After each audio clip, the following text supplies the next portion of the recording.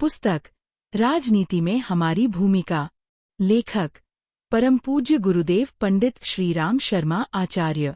जनजीवन में अपनी प्रमुखता रखने वाली राजनीति में शासन तंत्र में यदि कहीं दोष रहते हैं तो उसका दुष्परिणाम सर्वसाधारण को बुरी तरह भोगना पड़ता है।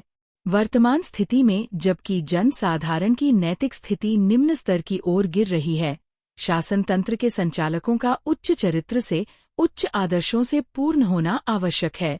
यथा राजा तथा प्रजा की उक्ति असत्य नहीं है। बड़ों को देखकर छोटे उनसे प्रभाव ग्रहण करते हैं, अनुकरण के लिए अग्रसर होते हैं। प्राचीन काल में संतों, ऋषियों और ब्राह्मणों का राजा और प्रजा सब पर नियंत्रण था।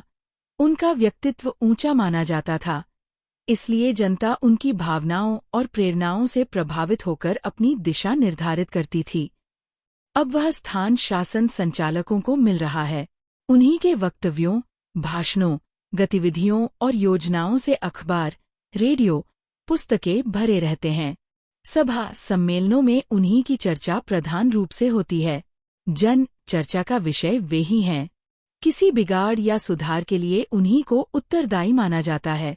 इतनी ऊंची स्थिति जिस वर्ग ने प्राप्त कर ली है, उन शासन संचालकों का प्राचीन काल के संतों और ऋषियों के समान ही आदर्श होना चाहिए, अन्यथा राज्य कर्मचारियों पर ही नहीं, जनसाधारण पर भी उसकी प्रतिक्रिया होगी।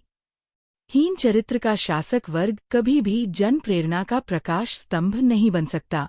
देशगत राजनीति पर विचार किया जाए या अंतर्राष्ट्रीय राजनीति पर, सभी क्षेत्रों से उच्च चरित्र के मार्गदर्शकों की नितांत आवश्यकता अनुभव की जा रही है। इसी कमी के कारण समस्त विश्व की जनता क्षुब्ध और निराश होती चली जा रही है।